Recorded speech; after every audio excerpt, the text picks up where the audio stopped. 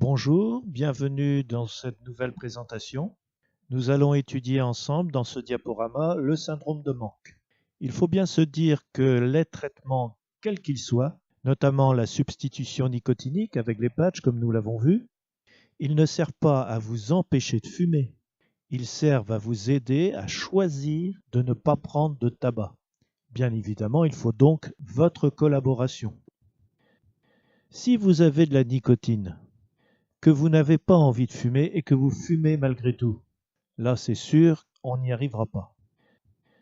Autre cas de figure, si vous avez envie de fumer, alors que vous essayez de ne pas fumer et que vous avez les patchs bien évidemment, vous pouvez en déduire que le patch n'est pas un dosage suffisant et vous ne pouvez pas vous empêcher de fumer.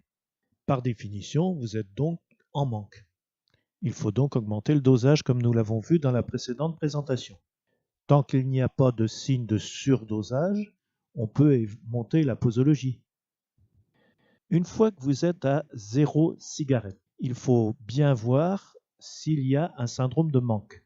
Qu'est-ce que c'est qu'un syndrome? Un syndrome, c'est un ensemble de symptômes. Pour le tabac, quand on est à 0 cigarette, il y a plusieurs symptômes qui peuvent se manifester. L'envie de fumer, qui peut être très forte, elle peut être modérée ou difficile à gérer.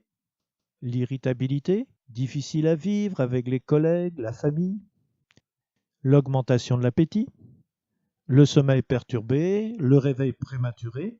Et bien évidemment, si on a tous ces symptômes en même temps, c'est-à-dire on a envie de fumer, on dort mal, on est irritable, on est susceptible.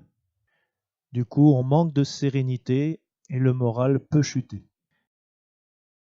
Quand il y a un syndrome de manque, cela peut être vécu de manière très difficile. Dans ce cas-là, le candidat peut abandonner l'arrêt du tabac. Il est alors démotivé souvent pour plusieurs mois, voire même plusieurs années. S'il n'y a pas de syndrome de manque, on se sent beaucoup mieux. Et surtout, c'est important, on commence à avoir confiance en soi. Confiance dans les chances qu'on peut avoir de réussir enfin son arrêt du tabac. C'est très important pour le pronostic. J'ai repris l'ABSAPS de 2003, l'Agence de médicaments. Le choix de la dose est une chance importante pour le succès, tout simplement parce qu'il permet d'éliminer les symptômes de sous-dosage. Sur mon site, vous aurez accès à un test qui est facile d'usage, qui vous permettra de déterminer plus objectivement si effectivement il y a un syndrome de manque. S'il y a syndrome de manque, il ne faut surtout pas hésiter à augmenter la nicotine. Et ces symptômes vraiment désagréables vont disparaître spontanément.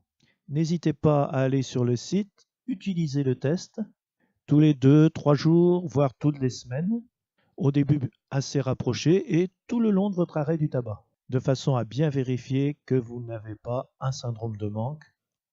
Si le manque est trop important, le pronostic de l'arrêt n'est pas très bon. Voilà pour cette présentation. Rendez-vous à la prochaine vidéo. À très bientôt. Merci.